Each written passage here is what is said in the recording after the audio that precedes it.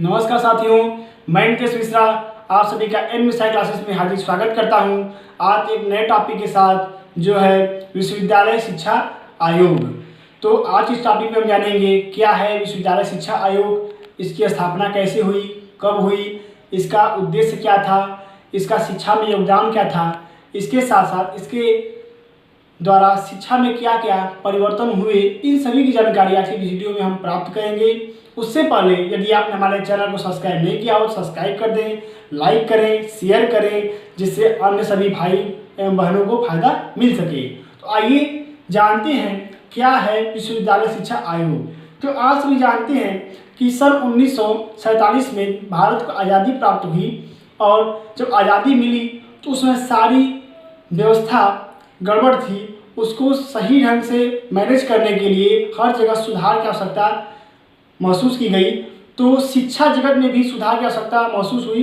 तो सर्वप्रथम उच्च शिक्षा में सुधार की आवश्यकता पड़ी और सुधार हुआ भी। तो उस समय शिक्षा की हालत आपको बता देते हैं कि उस समय उच्च शिक्षा की हालत ये थी कि उच्च शिक्षा संस्थानों में प्रवेश तो हो रहे थे लेकिन सिर्फ एडमिशन बहुत ज़्यादा हो रहे थे और शिक्षा का स्तर क्या था, निम्न स्तर का था शिक्षा। और उस समय व्यवहारिक ज्ञान की अपेक्षा सिद्धांतिक ज्ञान को अर्थात रटने पर सिद्धांतों का ज्ञान अधिक दिया जाता था। उसके बाद इन सभी कमियों को देखते हुए अंतर विश्वविद्यालय शिक्षा परिषद तथा केंद्रीय शिक्षा सलाहकार समिति ने सरकार से एक सुझाव दिया, सरकार को यह निर्देश दिया या सुझाव दिया कि एक विश्वविद्यालय शिक्षा आयोग का गठन किया जाए जो इन सभी विश्वविद्यालय, महाविद्यालय, उच्च शिक्षा संस्थानों में जो कमियां हैं उनको दूर करके सुझाव दे सके और उनमें परिवर्तन कर सके। इस सुझाव को मानकर 4 नवंबर 1948 तारीख लिख लेते हैं, तारीखें महत्वपूर्ण होती हैं। 4 नवंबर 1948 को डॉक्टर सर्वपल्ली राधाकृष्णन जी के अध्यक्षता में इसका गठन किया गया विश्वविद्यालय शिक्षा आयोग का। और उन्हीं के नाम पर जो अध्यक्ष थे उन्हीं के नाम पर इसे हम राधाकृष्णन आयोग भी कहते हैं। आप सब देख रहे हैं 1948 4 नवंबर 1948 को स्थापना की गई थी। इसमें वो अध्यक्ष थे और इस समिति में जो आयोग बना हुआ था इसमें डॉक्टर मेघनाथ, डॉक्टर जाकिर हुसैन, ताराचंद, उसके बाद एक और महत्वपूर्ण व्यक्ति थे डॉक्टर लक्ष्मण स्वामी मुदालियर जो माध्यमिक शिक्षा आयोग आगे चलकर के अध्यक्ष हुए। अब आते हैं हम आयोग की नियुक्ति के क्या उद्देश्य थे। तो आइए देखते हैं कि क्या था आयोग की नियुक्ति के उद्देश्य और कार्यक्षेत्र।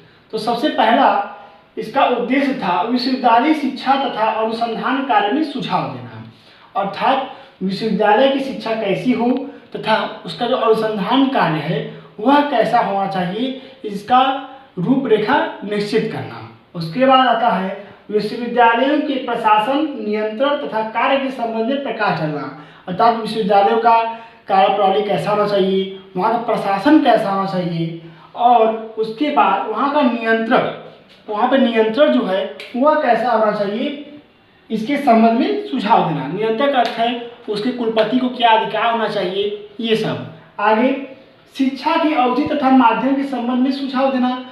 शिक्षा की अवधि कितने साल की हो, अर्थात जैसे बैचलर का पाठ्यक्रम है तो कितने समय का हो, स्नातकोत्तर का है तो वह कितने समय का हो, डिप्लोमा कोर्स है उनकी अवधि कितनी देर की हो। उसके बाद शिक्षा का माध्यम क्या हो, कौन सी भाषा दिया, क्षेत्रीय भाषा में, हिंदी में, अंग्रेजी में, उर्दू में, किस भाषा में दिया जाए, इसका निर्धारण करना। उसके बाद छात्रों के अनुशासन व छात्रावास के संबंध में सुझाव देना, अर्थात छात्रों का हाव भाव, बोलचाल, रहन सहन कैसा होना चाहिए, किस सिस्टम के तहत होना चाहिए, उस सिस्टम को तैयार करना। उसके बाद हॉस्टल जो होते हैं छात्रों को रहने के लिए, जो छात्र दूर दराज से पढ़ने आते हैं, उसकी रूपरेखा तैयार करना।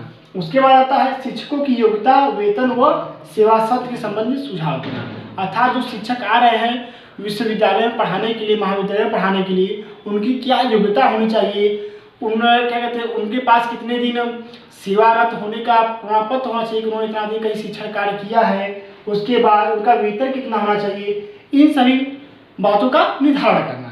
उसके बाद आता है 6वें नंबर पे संबंधित महाविद्यालयों के संगठन व वित्त के संबंध में सुझाव देना। जितने भी महाविद्यालय विश्वविद्यालय से संबंधित हैं उनके संगठन के बारे में सुझाव देना तथा उनको कितना जो वित्त की सहायता की जाती है, फाइनेंशियल सपोर्ट, वो कितना किया जाए, कैसे प्रदान किया जाए, कब प्रदान किया जाए, इन सभी चीज़ों का निर्धारण करने के लिए आयोग की नियुक्ति की गई थी। उसके बाद विश्वविद्यालय शिक्षा के उद्देश्य निश्चित करना। मैंने बताया था आपको कि उस समय की जो विश्वविद्यालय शिक्षा थी वह उद्देश्यों को पूरा नहीं कर पा रही थी। जो हमारे देश की आवश्यकता थी जो उस समय की, वो उसको पूरा नहीं कर पा रही थी, इसलिए विश्वविद्यालय शिक्षा के उद्देश्य को निश्चित किया जाए। उसके बाद सबसे अंत में आता है कि विश्वविद्यालय शिक्षा के पुनः गठन हेतु सुझाव। विश्वविद्यालय की शिक्षा में अगर जरूरत पड़ी, क्योंकि जानते हैं परिवर्तन संसार का नियम है, तो अगर फिर से जरूरत पड़ी तो हम कैसे परिवर्तन करेंगे, क्या परिवर्तन करेंगे, उसके लिए भी सुझाव दिया गया। उसके बाद हम देखते हैं अब विश्वविद्यालय शिक्षा के संगठन के बारे में जानकारी प्राप्त करते हैं कि आयोग ने विश्वविद्यालय शिक्षा के संगठन के बारे में क्या क्या अपने सुझाव दिए। तो सर्वप्रथम सबसे पहला सुझाव है विश्वविद्यालय शिक्षा को 3 वर्गों में विभक्त किया जाए, अर्थात जो विश्वविद्यालय की शिक्षा है 3 भागों में बटे, अर्थात कला संकाय, विज्ञान संकाय और वाणिज्य संकाय। वाणिज्य संकाय आगे देखिए, स्नातक 3 व प्रस्नातक 2 वर्ष के हों। कहने का अर्थ है कि जो स्नातक पाठ्यक्रम है वो 3 वर्षों का हो और जो परास्नातक कोर्स है, मास्टर डिग्री जो होती हैं वो 2 साल की हों। उसके बाद इसने अपना तीसरा सुझाव दिया, कला विज्ञान और व्यवसाय शिक्षा का समावेश किया जाए विश्वविद्यालय शिक्षा में। अर्थात जो ऊपर बात कही गई कि 3 वर्गों में विभक्त किया जाए, वही बात है कि कला वर्ग, विज्ञान वर्ग व वाणिज्य वर्ग, जिसे आज समय हम कहते हैं। तो उसमें उसने कहा था कि व्यवसाय शिक्षा का समावेश किया जाए। आगे देखते हैं, अलग से व्यवसायिक महाविद्यालय, कृषि महाविद्यालय की स्थापना की जाए। आयोग का सुझाव था कि कृषि महाविद्यालय तथा व्यवसायिक महाविद्यालय की स्थापना की जाए। उसके बाद देखते हैं, पहले आपको बता देता हूँ कि ये क्यों कहा गया है। क्योंकि व्यवसायिक और कृषि महाविद्यालय ये, और उसके बाद जो हमारा ये विज्ञान वर्ग है, कला वर्ग है, ये सबकी पढ़ाई एक महाविद्यालय में होने लगेगी तो दिक्कत होगी मैनेज करने में, चलाने में, व्यवस्था करने में, परीक्षा कराने में, मूल्यांकन करने में, हर चीज़ में दिक्कत होगी। इसलिए कहा गया कि कृषि महाविद्यालय अलग होंगे और जो आपके व्यवसायिक महाविद्यालय हैं अलग होंगे और ये जो आपके आर्ट वाले हैं ये अलग होंगे। अब देखते हैं उसके आगे हम, ग्रामीण क्षेत्रों में महाविद्यालय व विश्वविद्यालय की स्थापना की जाए। इनका कहना था कि जो ग्रामीण क्षेत्र में बच्चे होते हैं वे शहर में जाके नहीं पढ़ पाते क्योंकि शहर का थोड़ा खर्चा ज़्यादा होता है, ग्रामीण वर्ग में थोड़ा गरीब छात्र रखते हैं और इस कारण ये इंटर के बाद अपनी शिक्षा पूरी नहीं कर पाते हैं। इसलिए ग्रामीण क्षेत्रों में भी विश्वविद्यालय महाविद्यालय की स्थापना की जाए। विश्वविद्यालय तो आज के समय में पता नहीं है, लेकिन आप देख सकते हैं कि महाविद्यालय, तमाम महाविद्यालय ग्रामीण क्षेत्रों में खुल चुके हैं और जिसमें हमारे कई सारे साथी जाकर उच्च शिक्षा ले रहे हैं। आइए अब आगे देखते हैं विश्वविद्यालय शिक्षा की क्या व्यवस्था थी। तो देखते हैं विश्वविद्यालय शिक्षा की व्यवस्था। आइए देखते हैं विश्वविद्यालय शिक्षा की क्या व्यवस्था के लिए सुझाव दिया हमारे विश्वविद्यालय शिक्षा आयोग ने। सर्वप्रथम उसने कहा कि विश्वविद्यालय शिक्षा की व्यवस्था करना केंद्र व राज्य का संयुक्त उत्तरदायित्व हो, अर्थात विश्वविद्यालय शिक्षा की व्यवस्था में केंद्र भी सहयोग करे और राज्य भी सहयोग करे। उसके बाद उसने कहा कि आंतरिक व्यवस्था के लिए एक समिति का गठन किया जाए। जो विश्वविद्यालय की आंतरिक व्यवस्था है उसके सुचारू से संचालन के लिए एक समिति बनाई जाए, उस समिति की सहायता से ही कार्य किया जाए। क्योंकि आप सभी जानते हैं कि अकेला चना भार नहीं फोड़ता, कि वही हाल यहाँ पे भी है कि अकेले से कुछ नहीं होगा जब तक समिति नहीं बन पाएगी। उसके बाद उसने कहा खर्च का वहन केंद्र व राज्य दोनों करेंगे, वही ऊपर वाली बात है। उसके बाद देखेंगे मान्यता प्राप्त महाविद्यालयों में प्रबंध समिति व्यवस्था के लिए उत्तरदायी हो। आज जो आप देखते हैं जो मान्यता प्राप्त महाविद्यालय हैं, यूनिवर्सिटी से संबंधित महाविद्यालय हैं, वहाँ पर एक कमेटी बनाई जाती है जो प्रबंध समिति कराती है। उस प्रबंध समिति का एक अध्यक्ष होता है, बाकी उसमें सदस्य होते हैं और वे नियम कानून का निर्माण करके समय समय पर महाविद्यालय को सुचारू रूप से संचालित करते हैं। और अगर कोई सरकारी महाविद्यालय है या अर्ध सरकारी महाविद्यालय है, वहाँ पे प्रबंध समिति की व्यवस्था नहीं है, तो वहाँ का मुखिया जो होता है वो उस जिले का संबंधित डीएम होता है। आगे देखते हैं, भवन निर्माण, खेलकूद, प्रयोगशाला तथा खेलकूद की व्यवस्था के लिए आर्थिक अनुदान की व्यवस्था हो। गलती हो गया है, यहाँ पे खेलकूद नहीं होगा, खेलकूद लिखा जा चुका है। आगे देखते हैं, भवन निर्माण, खेलकूद, प्रयोगशाला की व्यवस्था के लिए आर्थिक अनुदान की व्यवस्था हो। ये जो सभी चीज़ें हैं, पाठ्य सहगामी क्रियाएं, प्रयोगशाला, खेलकूद तथा भवन निर्माण के लिए जो खर्च की व्यवस्था होती है उसकी भी व्यवस्था की जाए। कैसे की जाएगी, कहाँ से आएगा पैसा, कौन देगा, इसकी भी समुचित रूप से व्यवस्था की जाए। उसके बाद देखते हैं हम यूजीसी का गठन हो। यूजीसी का गठन आप सभी जानते हैं कि यूजीसी का फुल फॉर्म होता है यूनिवर्सिटी ग्रांट कमीशन, अर्थात विश्वविद्यालय अनुदान आयोग। तो जो मान्यता प्राप्त महाविद्यालय हैं, विश्वविद्यालय हैं, उनको अनुदान देने के लिए, वित्त देने के लिए यूजीसी का गठन किया जाए। ये विश्वविद्यालय शिक्षा की व्यवस्था में विश्वविद्यालय शिक्षा आयोग के सुझाव थे। इसके आगे हम देखते हैं कि पाठचर्या के संबंध में क्या सुझाव दिए थे विश्वविद्यालय शिक्षा आयोग ने।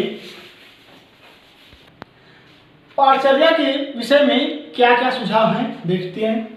तो ये पहला है, स्नातक पाठ्यक्रम की अवधि 3 वर्ष की हो। हमने पहले बताया था कि स्नातक पाठ्यक्रम की अवधि 3 वर्ष की हो और प्रास्नातक की अवधि 2 वर्ष की हो, ऐसा उसका सुझाव था। उसके बाद पाठचर्या में उनका दूसरा सुझाव था कि स्नातक स्तर पर सभी वर्गों की पाठचर्या व्यापक हो। व्यापक का अर्थ यहाँ ये लिया जाता है कि जैसे कि कला संकाय हमारा है, तो कला संकाय में कई सारे विषय हो, समाजशास्त्र, उसके बाद शिक्षा शास्त्र, गृह विज्ञान और रक्षा अध्ययन, इतिहास, प्राचीन इतिहास, भूगोल, मतलब कई सारे विषयों का समन्वय हो। ऐसा नहीं किसी पर क्या कहते हैं, कला संकाय है तो सिर्फ चुनिंदा विषय है मेन में, जैसे इतिहास, भूगोल, समाजशास्त्र और गृह विज्ञान है ही नहीं, लड़कियों के लिए अनिवार्य विषय, जो का पसंदीदा विषय है, ये नहीं है। आपका आता है विज्ञान संकाय, तो विज्ञान संकाय में आपका ये जीव विज्ञान ही नहीं है, सिर्फ भौतिक विज्ञान, रसायन विज्ञान और गणित है। तो ऐसा नहीं होना चाहिए, ये था पाठचर्या व्यापक की जानी चाहिए, विषयों का समावेश होना चाहिए जिससे छात्र अपनी रुचि के अनुसार विषय ले सके। उसके बाद हम देखते हैं धार्मिक शिक्षा को शामिल किया जाए। आयोग का विचार था कि धार्मिक शिक्षा को शामिल किया जाए स्नातक स्तर में, अर्थात स्नातक स्तर के प्रथम वर्ष में उन्हें जो हमारे धार्मिक विचारक हैं जैसे कबीरदास हुए, रामानंद हुए, सूरदास, और उसके बाद कई अन्य सारे हैं जैसे रामानंद हैं, कई अन्य सारे विद्वानों के बारे में बताया जाए। उसके बाद द्वितीय वर्ष में उनके सिद्धांतों के बारे में बताया जाए और स्नातक वर्ष के तृतीय वर्ष में जो सबसे अंतिम ईयर होता है उनके सिद्धांतों को आत्मसात करने की व्यवस्था की जाए, उनको आत्मसात करने की शिक्षा प्रदान की जाए, ऐसा उनका विचार था। उसके बाद उनका ये विचार था इसके साथ कि नैतिक शिक्षा को भी शामिल किया जाए विश्वविद्यालय शिक्षा में, जिससे बालकों का आचार विचार में सदाचार आ सके, सही ढंग से उनका आचार विचार हो सके। उसके बाद हम देखते हैं चौथा, 12वीं उत्तीर्ण को या स्नातक में प्रवेश दिया जाए। ये उनका विचार था कि जो छात्र माध्यमिक शिक्षा उत्तीर्ण करके आए उसे ही उच्च शिक्षा में प्रवेश दिया जाए, जो माध्यमिक शिक्षा होती है 12वीं उत्तीर्ण। आज भी यही सिस्टम है। उसके बाद देखते हैं परास्नातक में एक विषय का अध्ययन विस्तार से हो। आज आप सभी देखते हैं हम जब एमए करते हैं या एमएससी करते हैं, कोई भी मास्टर कोर्स करते हैं, तो उसमें हमें एक विषय का बहुत ही विस्तार से अध्ययन करना होता है। हमें 2 साल से एक ही विषय के बारे में अध्ययन करना होता है, तो वही इन्होंने कहा था। उसके बाद है अनुसंधान कार्य उन्हीं से कराया जाए जिनमें योग्यता हो। इसका अर्थ ये है कि अनुसंधान कार्य उन्हीं लोगों से कराया जाए जो कम से कम उस समय के बाद करा, जिसे सुझाव दिया, मैं उस समय बात बता रहा हूँ, इस समय बात नहीं कर रहा। उसने कहा था कि अनुसंधान कार्य उनसे कराया जाए जो कम से कम 2nd डिवीजन पास हो और उनके अंदर अनुसंधान कार्य करने की योग्यता हो, अर्थात वे सक्रिय हों, वे उत्सुक हों कार्य करने के लिए। ऐसा नहीं कि कोई बच्चा नीरस है और उसे अनुसंधान कार्य जबरदस्ती थोप दिया गया है, ऐसा नहीं होना चाहिए। ठीक, अब हम आगे देखते हैं विश्वविद्यालय शिक्षा का शिक्षण स्तर क्या होना चाहिए, कैसा होगा विश्वविद्यालय शिक्षा का शिक्षण स्तर। तो आइए देखते हैं कि विश्वविद्यालय शिक्षा का शिक्षण स्तर के लिए आयोग ने क्या क्या सुझाव दिए। सबसे पहले उसने सुझाव दिया कि उत्तम पुस्तकालय तथा प्रयोगशाला की व्यवस्था की जाए। आप जानते हैं कि पुस्तकालय पुस्तकों का घर ही नहीं होता, बल्कि एक महाविद्यालय, एक विश्वविद्यालय की पहचान होती है। उसी से उसकी पहचान होती है। जिस तरह आदमी की पहचान उसके व्यवहार से होती है, धन संपत्ति से होती है, उसी तरह विश्वविद्यालय महाविद्यालय की संपत्ति पुस्तकालय है। तो इनकी समुचित रूप से व्यवस्था की जाए।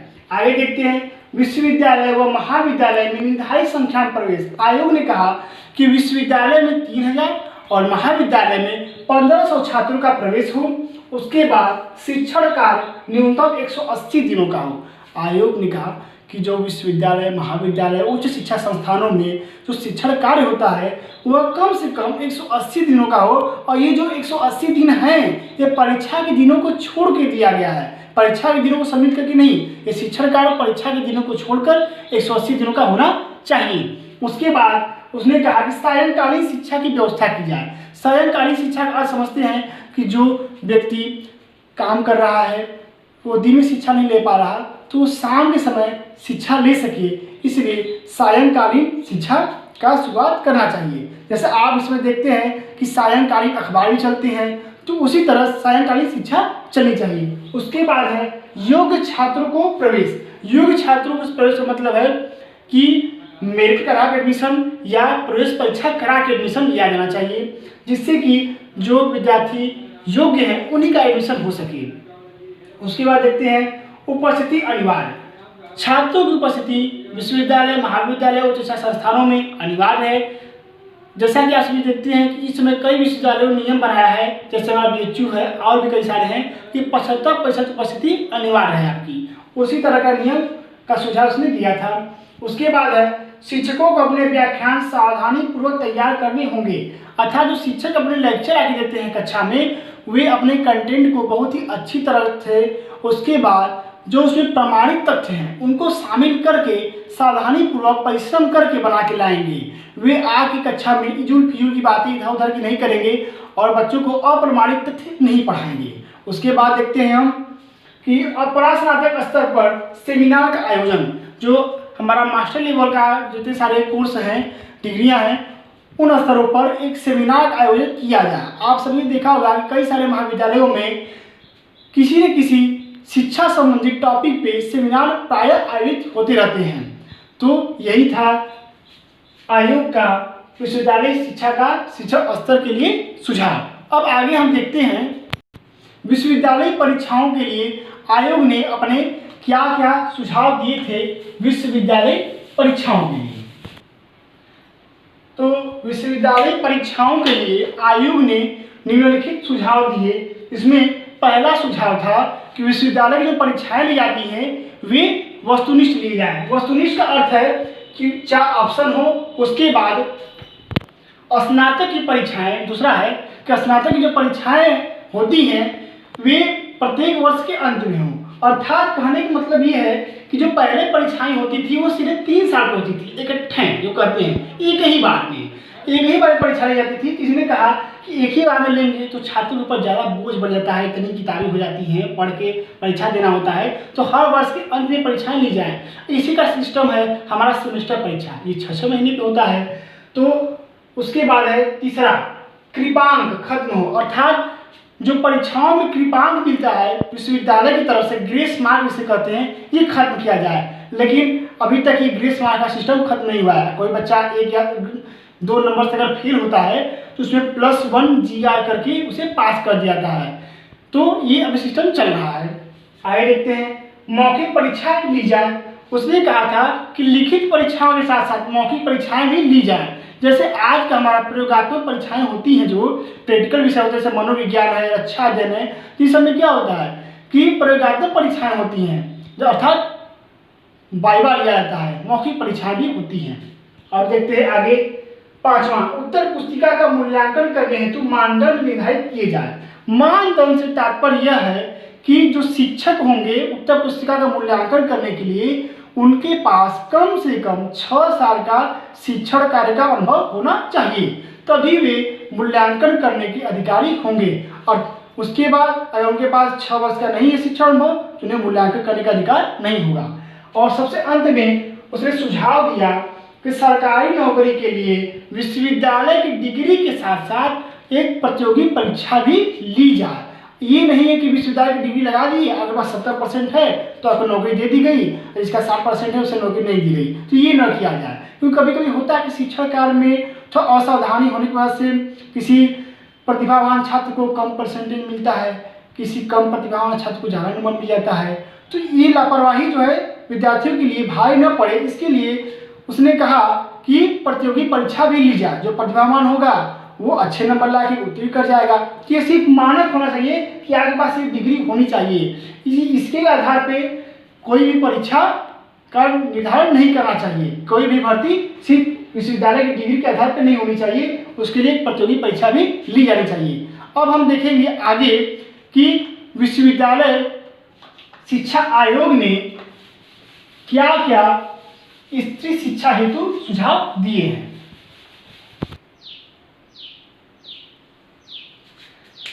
तो विश्वविद्यालय स्त्री शिक्षा के लिए विश्वविद्यालय शिक्षा आयोग ने जो महत्वपूर्ण सुझाव दिए थे वे निम्नलिखित हैं।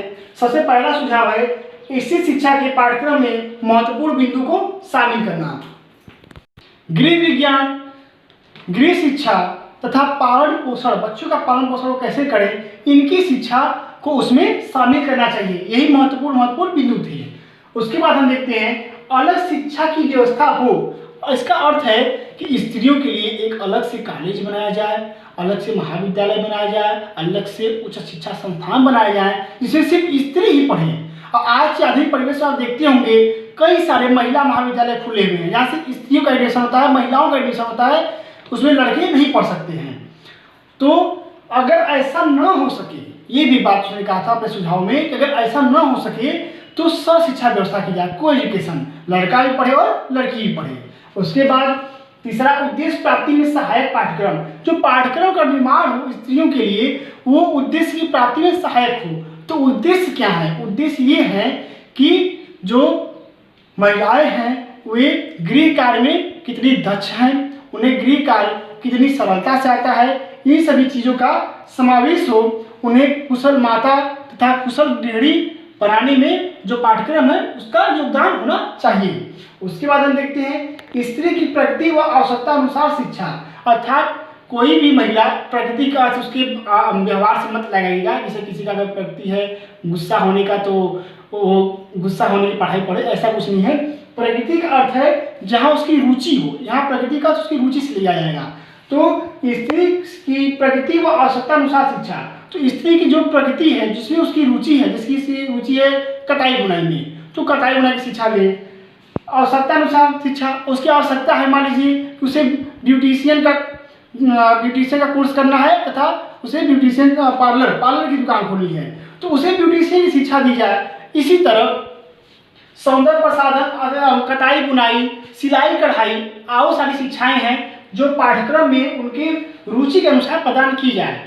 उसके बाद है महिला अध्यापिकाओं को समान वेतन, जो महिला अध्यापिकाएं हैं विश्वविद्यालय में या महाविद्यालय में उनको पुरुषों अध्यापक की तरह ही समान वेतन मिले। उसके बाद सबसे अंत में है ग्रामीण विश्वविद्यालय की स्थापना। जैसा मैंने पहले बता चुका था कि ग्रामीण विश्वविद्यालय की स्थापना पर इस आयोग ने जोर दिया कि ग्रामीण स्तर में भी विश्वविद्यालय, महाविद्यालय, उच्च शिक्षा संस्थान स्थापित हों, जिससे महिलाएं ज़्यादा दूर न जा करके नज़दीक के ही महाविद्यालय में शिक्षा प्राप्त कर सकें। अब हम देखते हैं कि विश्वविद्यालय शिक्षा में अनुशासन के लिए क्या क्या प्रावधान किए थे और क्या क्या सुझाव विश्वविद्यालय शिक्षा आयोग के थे। विश्वविद्यालय शिक्षा में अनुशासन बनाए रखने के लिए आयोग ने अपने क्या क्या सुझाव दिए, ये हम देखते हैं। सबसे पहला उसने सुझाव दिया कि छात्रों को राजनीति से दूर रखा जाए। छात्रों को राजनीति से दूर रखने का मतलब है कि छात्र संघ का गठन, वो आपको हम आगे छात्र क्रियाएं वाले टॉपिक पढ़ाएंगे अभी अगले एडी में। तो छात्रों को राजनीति से दूर रखा जाए। पहली बात, जितने राजनीति से दूर रहेंगे उतने ही कम बिगड़ेंगे, उतने ही वे अनुशासित रहेंगे। उसके बाद छात्र शिक्षक के बीच स्नेहपूर्ण संबंध होने चाहिए। अक्सर छात्र और शिक्षकों के बीच तालमेल नहीं बैठने के कारण अक्सर धरना प्रदर्शन, मारपीट जैसी अभद्र घटनाएं होती रहती हैं, जो कि बहुत ही शर्मनाक है। एक छात्र और शिक्षक के बीच मित्रवत स्नेहपूर्ण संबंध स्थापित होना चाहिए, जो कि अनुशासन के द्वारा ही होता है। उसके बाद है अनुशासन हेतु माता पिता का सहयोग लिया जाए। माता पिता का सहयोग लेने से मतलब ये है कि आपका बालक महाविद्यालय में क्या कर रहा है, इसकी रिपोर्ट उनके माता पिता को देना, अर्थात माता पिता को रिपोर्ट देकर उनसे बालक की सुधारात्मक कार्रवाई हेतु अनुशंसा करना, कि वह कहा जाए कि अपने बालक पर थोड़ा ध्यान दीजिए और उसे सुधारात्मक प्रक्रिया की ओर अग्रसर करिए। आगे हम देखते हैं कि छात्र क्रियाएं क्या क्या थी और छात्र क्रियाएं में क्या क्या सुझाव हैं विश्वविद्यालय शिक्षा आयोग के।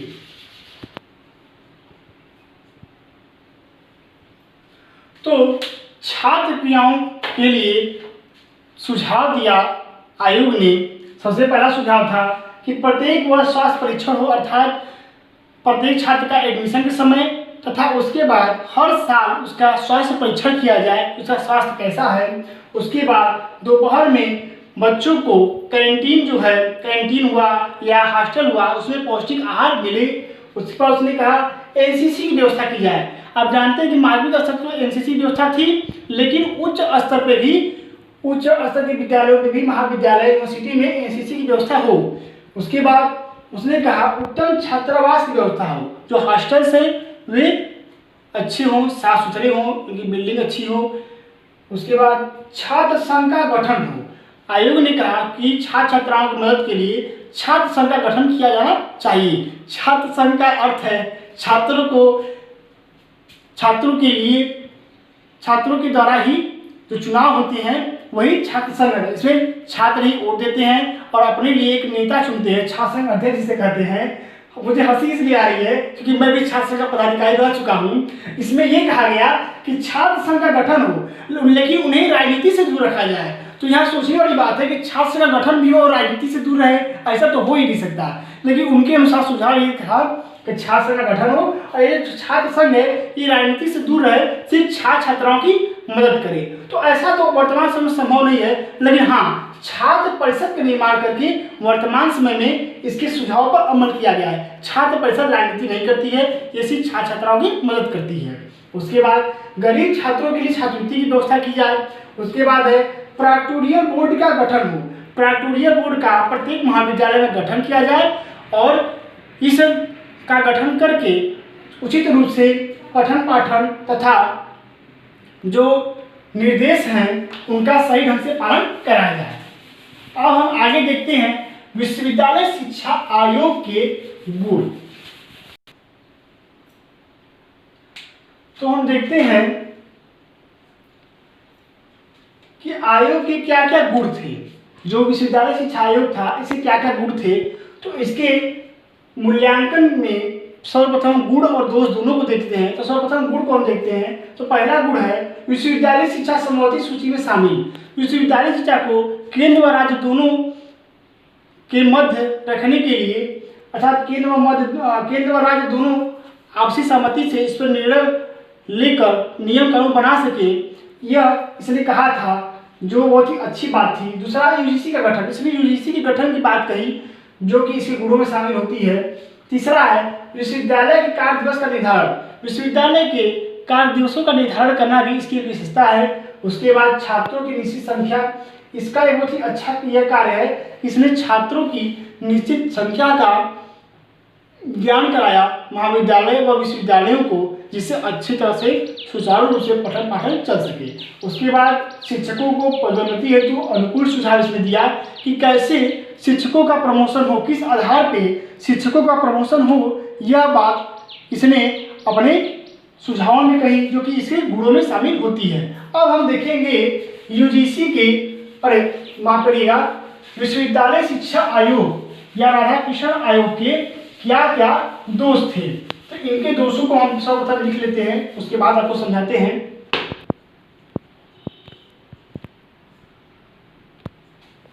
तो हम देखते हैं क्योंकि हम सभी जानते हैं कि हर चीज़ में कुछ कुछ बुराई होती है, कुछ कुछ अच्छाई होती है, लेकिन हमें उसके अच्छाइयों पर ध्यान देना चाहिए। इसी क्रम में आइए देखते हैं कि क्या क्या दोष थे।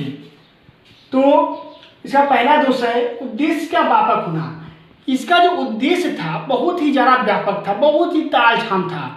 ठीक है, मैंने तो आपको बहुत ही मुख्य चीज़ें बताई हैं, लेकिन इसमें बहुत ही, अगर आप देखेंगे तो बहुत ही सारा तामझाम है, फालतू की बकवास भरी हुई है। जो चीज़ें अनुपयोगी है उनको भी डाला गया है। आगे देखिए, शिक्षा का माध्यम अस्पष्ट। जो शिक्षा का माध्यम है वो किस भाषा में दिया जाएगा, प्रांतीय भाषा में, क्षेत्रीय भाषा में, राष्ट्रीय भाषा में, इसका निर्धारण नहीं किया गया है। उसके बाद ग्रामीण विश्वविद्यालय की स्थापना, यहाँ विश्वविद्यालय की स्थापना नहीं हो पा रही है, महाविद्यालय की स्थापना नहीं हो पा रही है, और आप ग्रामीण विश्वविद्यालय की स्थापना की बात करें, उतना बजट नहीं था सरकार के पास, उस समय की बात की जा रही है 1948 की, जब देश आज़ाद हुआ था। उसके बाद देखिए, स्त्री शिक्षा के संबंध में ठोस सुझाव न देना। इसने स्त्री शिक्षा के संबंध में बहुत ही ज़्यादा कारगर होने वाले सुझाव नहीं दिए, जो स्त्रियों के लिए थोड़ा ज़्यादा लाभप्रद हो सके। उसके बाद धार्मिक शिक्षा का सुझाव अनुचित। इसने कहा कि जब विश्वविद्यालय या महाविद्यालय में पठन पाठन शुरू हो, उससे पहले सभी धर्म के छात्र छात्राएं अपने अपने धर्म के हिसाब से प्रार्थना करें। तो ऐसा संभव हो ही नहीं सकता है, इसीलिए इसका जो धार्मिक शिक्षा का सुझाव था ये पूर्णतः अनुचित था। अब आइए देखते हैं कि आयोग के कारण शिक्षा में क्या क्या बदलाव हुए। तो आयोग के कारण उच्च शिक्षा में क्या क्या परिवर्तन हुए, आप सभी देख सकते हैं, व्हाइट बोर्ड पर लिखा हुआ है कि 1976 में शिक्षा को समवर्ती सूची का विषय बनाया गया। इस पर केंद्र और राज्य दोनों नियम बना सकते थे। आगे देखते हैं, विश्वविद्यालय अनुदान समिति का गठन किया गया 1953 में। 1953 में विश्वविद्यालय अनुदान समिति का गठन किया गया, सारी गलती हो गया है, विश्वविद्यालय अनुदान आयोग हुआ यहाँ पे, विश्वविद्यालय अनुदान आयोग, हाँ अब सही है, विश्वविद्यालय अनुदान आयोग का गठन 1953 में किया गया। विश्वविद्यालय अनुदान आयोग का जो गठन हुआ, यह विश्वविद्यालय अनुदान समिति का नाम बदल दिया गया 1953 में, और उसे विश्वविद्यालय अनुदान आयोग कर दिया गया। इसके बाद हम देखते हैं, शिक्षकों के वेतन व सेवा में सुधार हुआ। शिक्षकों का वेतन बढ़ा और उनकी सेवाएं जो शर्त थी उनमें भी काफ़ी सुधार हुआ।